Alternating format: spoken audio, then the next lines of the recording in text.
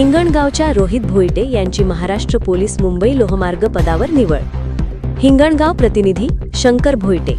हिंगणगावचे सुपुत्र रोहित भोईटे यांची महाराष्ट्र पोलीस दलाच्या मुंबई लोहमार्ग विभागात निवड झाली आहे।